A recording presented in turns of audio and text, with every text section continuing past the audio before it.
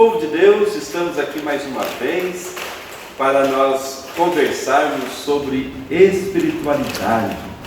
Aqui na Casa Paroquial, com todo o som externo possível, natural isso, e com muita alegria. Então hoje vamos tratar sobre espiritualidade profética, porque o profetismo faz parte da nossa vida cristã, da vida humana mesmo. E temos a alegria de termos aqui nosso amigo, professor. Você é professor aqui em nossa paróquia, na Escola Bíblica Paroquial. Muito obrigado, professor Márcio, que reside em São José dos Campos.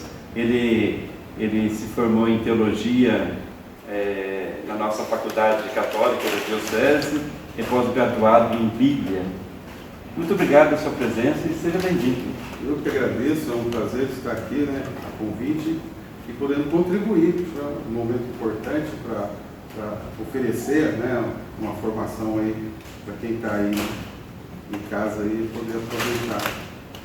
Bacana, o professor Márcio, juntamente com o professor Marcos, são muito queridos aqui entre nós. Já teve várias turmas que se formaram nos seus 3 anos de estudo bíblico semanalmente. Mas muito obrigado mesmo, é muito bacana. O assunto é profetismo. Então, antes de tudo, eu convido você que está em casa para um momento de silêncio. Espiritualidade que vai bem além de uma formação. Vai um convite para uma experiência existencial na vida. Façamos um profundo silêncio.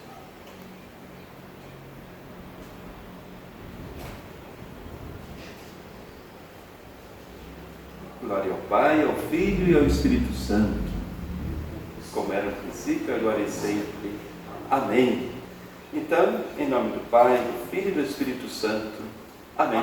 É em nome da Trindade que estamos aqui conversando, partilhando nossa experiência, nossas convicções para o povo de Deus que nos acompanha pelo Facebook da paróquia. Profetismo. Sabe por que eu te convidei para vir aqui? Você não sabe. Eu assisti uma aula sua uma vez sobre o profeta Oséias. Você não vai falar só sobre ele, é a dimensão profética da vida espiritual. Nós vamos conversar sobre isso. Mas quando eu te vi ali falando sobre o profeta Oséias, eu falei, é o cara. Muito obrigado, Jesus. Oração, espiritualidade, profetismo é um grande desafio para nós. E até eu diria já logo de cara, talvez seja um assunto muito esquecido entre muitas pessoas cristãs, católicas, muitos grupos da nossa igreja, profetismo.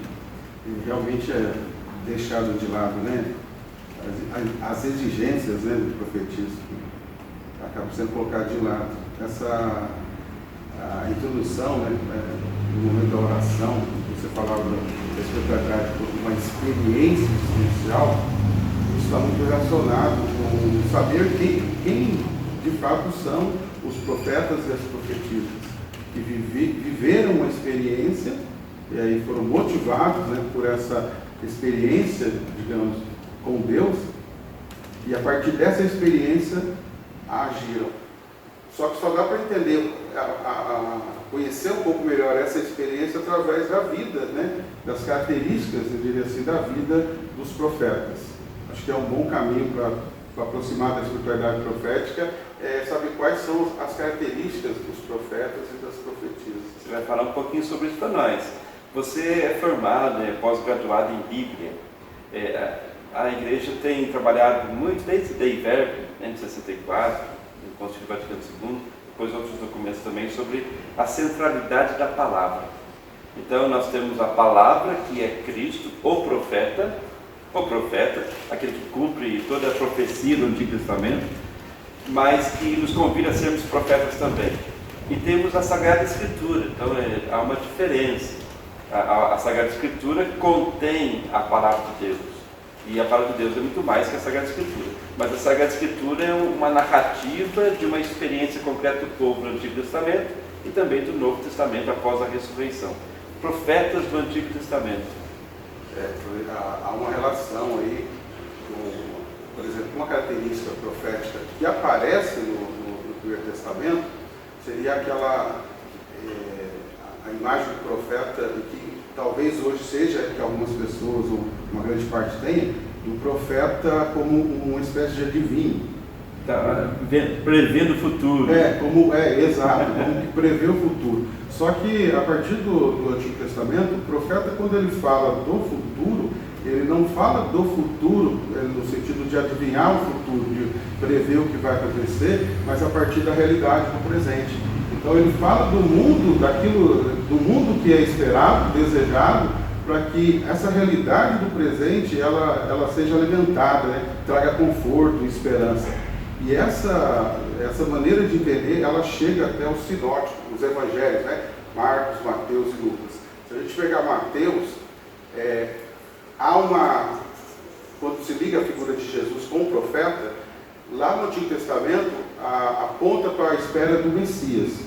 Que o Messias que virá, o rei pastor, né? o rei da justiça, e tudo aquilo que é esperado, com a chegada do Messias, então vai se concretizar. Quando a gente pega os 2 primeiros capítulos de Mateus, que fala da infância, né? Capítulo 1 e 2, aparece isso lá, como cumprimento das promessas, conforme você bem colocou aqui no início. Então, Mateus já está falando assim, por exemplo, vai nascer em Belém de Judá. Por quê? Para cumprir o que diz o profeta Miqueias. Aí diz lá, ele vai nascer, a virgem conceberá e dará luz, para cumprir o que disse o profeta Isaías, capítulo 7, versículo 14. Ele vai do Egito, ele vai ter que fugir para o Egito, porque do Egito virá, segundo Oséias, o filho dele partirá do Egito. A matança dos inocentes, né, que é apresentado em Mateus, há uma alusão também, uma relação com Jeremias, onde fala lá no capítulo 31 que Rebeca chora pelos mortos. Então, e sempre tem essa frase, para cumprir o que diziam os profetas. E fecha o capítulo 2, que é mais interessante ainda, dizendo assim, e foram para Nazaré, depois, né, eles saem de Jerusalém, eles vão para Nazaré, a família, para cumprir o que o profeta dizia, que ele seria chamado de Nazareno. Ou seja, é o cumprimento das de todas as profecias, né? Aliás, estava na boca dos profetas. Sim. Isso é um elemento forte. Que não é apenas uma projeção para o futuro, mas é uma inspiração divina para que o povo, na caminhada que fizesse, pudesse esperar alguém. Era uma esperança, não uma esperança de ficar esperando parado, mas de esperançar. Onde lançava para o futuro e já agia a partir da fé que tinha, né? Então, fé e espiritualidade são algo muito próximo, muito próprio do profeta, do profetismo. E aí, então, eu poderia elencar aqui, a partir disso, as características. Uma primeira característica, uma imagem do profeta, é alguém cheio de Deus. Uma pessoa cheia de Deus, naquele sentido do entusiasmo, né? Com Deus dentro, ou usando um termo assim, possesso de Deus, cheio. Um místico, né? Seria hoje falar, para dar um exemplo, seria os místicos, que andam no mundo, mas olhando a partir do olhar de Deus e dessa fé. Então, pessoas realmente que entendem que estão aqui, mas ao mesmo tempo, aqui entre nós está o próprio Deus. Pessoas que têm essa convicção. Então seria uma característica forte do profetismo. Tem mais alguma característica aí parando? Bom, tem, eu diria assim, 5 características. Essa primeira, todas ligadas, que a segunda seria o portador da palavra, da mensagem. E aí, no Antigo Testamento, da mensagem para ser levada, e lógico que para o Novo Testamento, a mensagem se fez carne, né? No próprio Cristo. Mas no Antigo Testamento, então, ele é o portador de uma mensagem. Então ele tem essa convicção, que ele está incumbido de uma missão. E isso faz com que ele, digamos assim, ele não tenha sossego. O profeta, a profetisa, não tem como ser profeta e ser uma pessoa, digamos, sossegada. E a terceira característica, ele sendo portador da palavra, a terceira é comunicador dessa palavra. Ele comunica a mensagem. E o comunicar a mensagem, através da fala, né, de digamos, do discurso, de falar, mas através do símbolo ele comunica a mensagem. Por exemplo, nós temos aqui os símbolos que estão aqui que comunicam a mensagem. Sem precisar falar, há uma relação com o que a gente está falando, com todo, né, esse símbolo que está aqui, da espiritualidade, com o espírito aqui, da ação profética, né, digamos assim, do padroeiro aqui da paróquia, mas então ele comunica através do símbolo, comunica também através da escrita. Só que no símbolo, eu chamaria a atenção, para dar um exemplo, quando Jeremias, ele chega com uma canga, ou seja, ele chega com uma espécie de uma madeira, para explicar a canga, seria um jugo, né? Colocado, para quem está acostumado, nas costas do animal, para orientar o animal para andar junto, e ele chega com uma canga de madeira para poder dar um recado, né, dentro do povo de Israel, que era para não se levantar contra a Babilônia. E se levantasse contra a Babilônia, algo pior poderia acontecer. Então ele põe um jugo de madeira para dizer assim, é pesado, a gente está preso, é uma situação muito difícil, mas ainda não é tão pesado assim, porque é um jugo de madeira, que facilmente poderia ser quebrado. Aí o profeta usa desse símbolo para dar o recado. Só que a hora que os profetas, digamos, os outros profetas, ou até falsos profetas, dependendo, né, da abordagem, dizem assim, não, mas ele não sabe o que está falando e ele está mentindo, porque isso não vai acontecer. Daí ele fala, olha, se vocês não fizerem isso, de aguentar firme aqui, virá algo pior. E de fato aconteceu com o domínio, aliás, contra a Babilônia. Eles se levantaram contra a Babilônia, porque acharam que ia ser tranquilo, e veio a escravidão, começou o exílio da Babilônia. Então essa imagem do símbolo, quanto o símbolo é forte. E hoje a carência de símbolos, né? O símbolo dos profetas é um símbolo muito forte. A gente fala desse período na própria igreja, né? Mas quando a gente pega as imagens dos profetas, pega João Batista ligado com a imagem do profeta, a imagem por si ela já fala. Você vai ter mais alguma característica ainda, mas antes, Jeremias para mim é um profeta muito caro, pessoalmente. Primeiro que é o único profeta que morreu celibatário. Ele era de uma família sacerdotal, e era a tradição os filhos acompanharem, continuarem a tradição dos pais. Ele não aceitou ser profeta no tempo, e ele teve a própria família, os amigos contra ele. Ele teve que também penitenciar-se, sofreu muito, profeta perseguido, incompreendido, né? E Jeremias, na verdade, no fundo, é sinal de Cristo. Exatamente. Jesus Cristo, que também é o profeta não compreendido, não acolhido pela humanidade, pelos seus familiares, etc. Né? Eu diria que Jeremias é o profeta que personifica Cristo de fato. Ele é o profeta do sofrimento, né? Na compreensão da vivência do sofrimento, ele é o que melhor oferece. Você pega ali na literatura sapiencial, fala muito de Jó, mas o profetismo é Jeremias.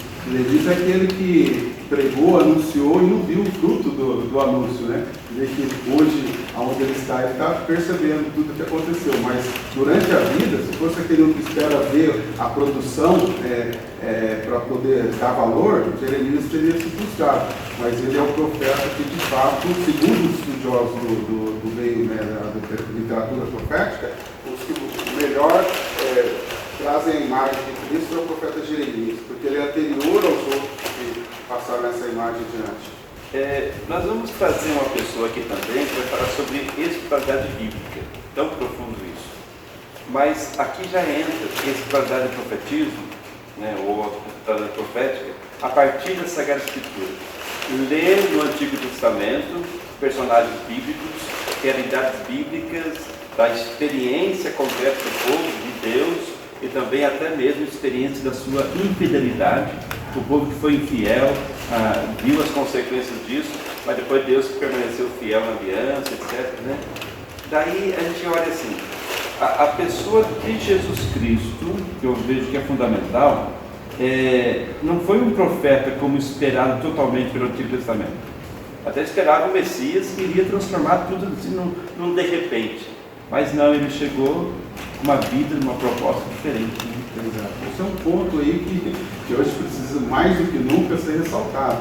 Porque você tem duas linhas no Antigo Testamento, que é o profetismo, o messianismo, digamos, davídico, da casa do rei Davi, que pela cultura, a tradição ser judaica, né, do Primeiro Testamento, o próprio Jesus, o contexto ali do Primeiro Testamento, ou da época de Jesus, tem nessa direção, parte dali, não tem elementos fortes, principalmente presente ali no Evangelho de Mateus, mas o profetismo, ou messianismo de Jesus, ele aparece na figura do servo sofredor de Isaías.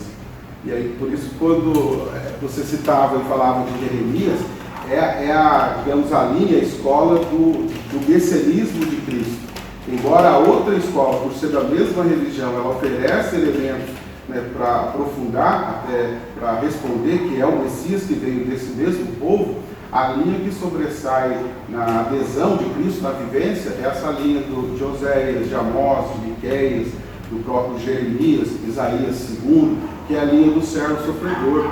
Não é do Messias rei, mas do Messias servo sofredor. E aqui, para que não haja confusão, quando a gente fala a palavra rei hoje, pode se entender de um jeito, mas na época do Antigo Testamento, o rei era o pastor. Então, o pastor que tem que cuidar bem do rebanho, né, da água, pastagem, ou seja, aquele que protege, a palavra pastor estava vinculada ao rei. E esse verdadeiro pastor só vai acontecer, né, na lógica cristã, quando Cristo realmente assumir, que é o Evangelho de João, né, o bom pastor, aquele pastor que cumpre aquilo que era dito lá atrás. Não é simplesmente o descendente de um rei como o rei Davi, mas é a descendência eterna desse rei da justiça, esse rei, né, da solidariedade, do amor, mas é um rei que vem alinhado a esse excluído. Os nazarenos, a palavra nazareno tem essa conotação. Nasceu, ele é chamado nazareno porque ele é entendido como alguém que faz parte desse povo que ficou colocado à margem, que foi até sem expressão nenhuma na sociedade. Sem expressão nenhuma. Como até os próprios pastores também lá em Belém, era gente pobre que até considerado como ladrões de ovelhas. Né? E aqui, a hora que você fala do pastor, você fala do pastor da imagem, pastor rei como título do rei, há uma inversão, porque o pastor já naquele contexto, o que cuida mesmo, né, digamos, de rebanhos, realmente era muito mal visto, era marginalizado, que foram os primeiros que receberam a notícia maior da humanidade, né? Nasceu entre vós um menino, Deus conosco, Emmanuel. Então quer dizer que os saduceus, os fariseus, tudo que é eus lá contra o projeto de Deus no tempo de Jesus, os anciãos, o sinédrio, a liderança religiosa, política, econômica, queriam que o Messias viesse não desses profetas, mas da outra linha. De um rei dominador. Um rei dominador, porque a linha que ganhou força se tornou predominante, né? Uma linha hegemônica, que é do período dos persas, a linha conhecida na política, aquela linha da teologia da teocracia, né? O governo de Deus, mas na verdade era a orientação do império que dominava, que eram os persas. Então é ali que consolida essa maneira de entender esse messianismo de poder alinhado, né? Então, hoje, quem está nos ouvindo pode associar muito a governos atuais, que pode ter uma teocracia na cabeça, quer dizer, uma religiosidade, uma religião, e que não é em benefício do povo, é em benefício de uma ideologia apenas, né? Mas antes de falar da atualidade, que é importante, eu vejo, Jesus depois, ele voltou para Nazaré, foi no templo, no sábado, abriu o livro, e ali leu o texto do profeta Isaías, que dizia: o Espírito do Senhor está sobre mim, me ungiu, me enviou, anunciar boa nova aos pobres, e etc. Quer dizer, ali é a consciência humana de Jesus para com a missão que o Pai lhe confiara. Mas só que não foi um anúncio só ali, né, de um entusiasmo momentâneo, ou uma euforia, melhor ainda, mas foi algo que marcou a sua vida, é um projeto de vida. O profeta, você bem disse aquela hora, o profeta, a profetisa, não fica um entusiasmo momentâneo, mas é algo que entra na vida da pessoa como projeto pessoal. Né? Exato. E isso é espiritualidade. Exato, eu ia falar isso agora. É o que o sinônimo de espiritualidade é isso. Entendendo isso, entende que é espiritualidade. Então, nada de querer ver o futuro, de ficar adivinhando coisas. Isso não é profetismo. Inclusive, até, desculpa entrar no contexto aqui, livros apocalípticos, eles não são simplesmente visão do futuro, mas é visão até do passado, da vivência já realizada, a experiência vivida, e que ilumina o momento, aquele momento atual. Né? Falando no momento atual, ontem nós celebramos o 1º de maio, Dia do Trabalhador, uma questão muito humana, uma questão muito social. Profetismo hoje para o cristão, para o católico, para o ser humano. Profetismo hoje, como viver a espiritualidade profética nos dias de hoje, que não é diferente, porque passados 2000 anos, a proposta do Evangelho é a mesma, né? Só que o mundo tem seus indos e vindos. Né? Bom, trazer para o dia de hoje, eu parto para, digamos assim, a quarta característica, que ela está relacionada exatamente com isso. A quarta característica é o comprometimento com a justiça social. E não tem como ser profeta, ou pelo menos ter espiritualidade profética, sem apresentar essa atitude, né, de se comprometer com a justiça social. E aí, acaba virando sinônimo de profeta, e eu quero colocar a distinção aqui, mostrar que uma coisa é uma coisa, outra coisa é outra coisa, que a distinção é a seguinte: a sinônimo de profeta fala de revolucionário ou revolucionária, de reformador ou reformadora, e esses termos, né, muitas vezes já são colocados. Quem age assim seria profeta ou profeta, não no sentido bíblico. No sentido bíblico, você coloca a primeira linha seria revolucionário, e que é um perfil muito forte presente na ação profética, né, de mudança contra todo tipo de poder, sistema opressor, etc., e que no dia de hoje talvez venha bem a calhar para analisar um pouco a nossa realidade, mas não fica só nisso, porque senão abre-se mão e perde, digamos, a ligação com a espiritualidade profética. Ela é perdida no momento que se abre mão da ação da graça, ou da experiência de fé, da experiência digamos, espiritual. Porque se você abre mão da experiência espiritual, corre o risco de entrar naquela direção de os fins justificam os meios. E aí, muitas vezes, acaba fazendo coisas que são contrárias àquilo que é próprio da própria, digamos, defesa da dignidade humana. Ou seja, você massacra e aí mata em nome da vida. E aí algumas coisas contraditórias. Isso ligando aí ao revolucionário. Então, o profeta é o místico revolucionário, você dá para misturar as duas coisas, porque não pode perder a mística e essa confiança na ação da graça de Deus. Nós temos figuras não cristãs que marcaram nossa sociedade. Gandhi, por exemplo, Mahatma Gandhi, um exemplo, que ele não tinha Jesus Cristo como um referencial para ele em si, mas a fraternidade, a justiça, né, a liberdade, o modo que ele viveu, a não violência ativa. Quer dizer, tem tantos profetas hoje. Eu queria, antes de você falar da quinta característica, nós estamos chegando quase no final da nossa conversa, corremos o risco de pegar profetas no dia de hoje e verdadeiros profetas e colocá-los numa estante, no altar. Mas nós temos tantos profetas escondidos, pais de família, jovens que vivem uma integridade moral, cidadãos honestos, comerciantes justos, etc, etc. Isso também é um modo de viver a verdade, a justiça, né? É claro que tem alguns que aparecem na mídia, mas tem nos cantos do mundo aí, tem uns cantos escondidos, que há verdadeiros profetas, que são homens e mulheres experimentados por Deus, de Deus, e que são testemunhas reais, né? Quinta característica, qualquer vez que está encerrando. Eu fecho aqui, quinta, essa característica do profeta enquanto reformador, eu acho que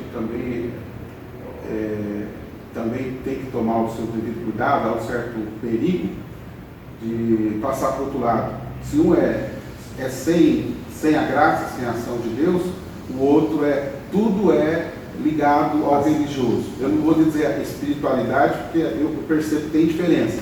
Tem a pseudo-espiritualidade, não é a experiência espiritual, é a religião, a experiência religiosa que apresenta uma imagem de Deus, aonde, vou dar um exemplo, pode levar alguém, um profeta hoje, a abençoar um sistema podre destrutivo, a abençoar uma pessoa que está à frente de um sistema que causa injustiça e tal. E aí a intenção é reforma, no sentido de vamos fazer uma reforma, mas reforma de quem e para quem?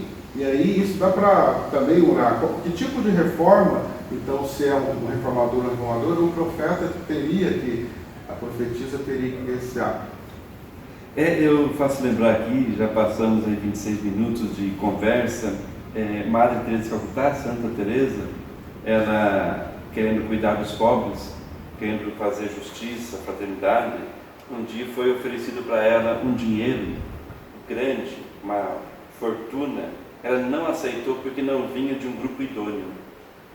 Então, se a gente está ligado àquilo que é contraditório ao projeto de Deus, isso não é bem, isso é morte, isso é desonestidade consigo mesmo e com o projeto de Deus. Né? Bom, vamos para as considerações finais, porque nosso tempo está aí quase encerrando com nossos 30 minutos. Espiritualidade e profetismo, ou espiritualidade profética, somente um homem místico, uma mulher mística, somente um místico consegue ser cristão. Nem lembro de quem é essa frase. Somente um místico, Karl Rahner, somente um místico, de fato, o verdadeiro místico que é cristão, ou até diria que é verdadeiro humano, e profeta também. Então a mística, experiência de Deus, e a vida humana voltada para o outro, no amor verdadeiro, fraterno, é a dinâmica de Jesus Cristo que nós devemos seguir. Suas considerações?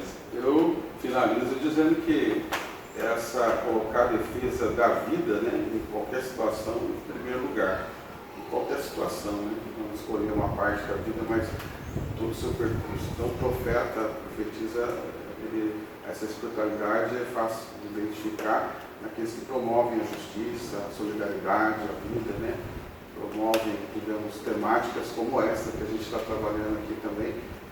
Isso também é ser profético.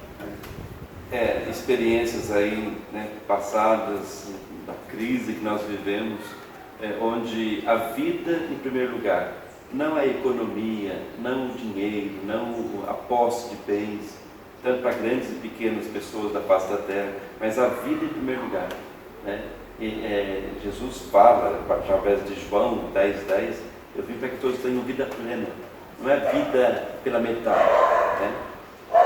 Então, agora eu encerro a minha fala aqui. Jerusalém, Jerusalém, cidade que mata os profetas. Olha que daria mais meia hora de conversa, Assunto muito bom. Daria mais meia hora de conversa. Os profetas são martirizados até nos dias de hoje. Quem está ao lado da verdade, da justiça, da fraternidade, existe uma máquina diabólica que quer destruir o reino de Deus. Não consegue, mas muitos passam apuro por isso até hoje. Quando quer ser sincero, verdadeiro, fraterno para valer, por causa do reino de Deus, por causa da verdade, às vezes até inconscientemente, pessoas que vivem os valores do reino e por vezes nem fé cristã possuem, mas que são verdadeiros profetas. Então, perseguição, sofrimento. Ao mesmo tempo, paz, tranquilidade, ousadia e firmeza no projeto que tem. Não é só seu, é de Deus também. É por aí, né? Márcio, muito obrigado. Você também. Nossa, foi muito bacana. Você que faz parte também da Comissão Sociopolítica da Diocese, tem essa visão bonita da vida política, social, a partir da fé, a partir de valores evangélicos. Muito obrigado. Então você que está aí em sua casa, bom proveito da nossa conversa aqui, e você vai conversando com a sua família e com seus amigos também.